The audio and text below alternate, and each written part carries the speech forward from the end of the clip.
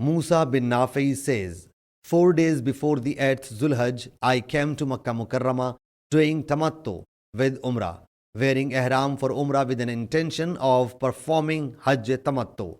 The people said, now your Hajj has become similar to that of the inhabitants of Makkah Mukarramah. I went to Ata and asked him about it. He whereupon said that Hazrat Jabir bin Abdullah Ansari radiyallahu anhu had narrated this hadith to me.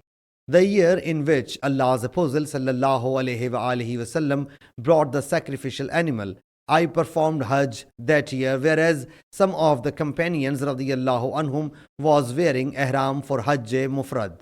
Allah's Apostle sallallahu alaihi wasallam said, take off your ihram after making circuit of the house, marching between Safa and Marwa, and getting your hair clipped, and stay without wearing ihram. On the 8th of Zulhajj, put on the ihram again for Hajj and make your first ihram tamattu. The people submitted, how can we convert it into tamattu when we intended for Hajj? He sallallahu alaihi wasallam said, do what I have commanded you, and if I had not dispatched the sacrificial animal, I myself would have done the same, what I have commanded you to do.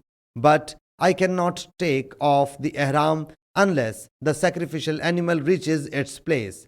The people then did the same. Sahih Muslim Hadees number 2937.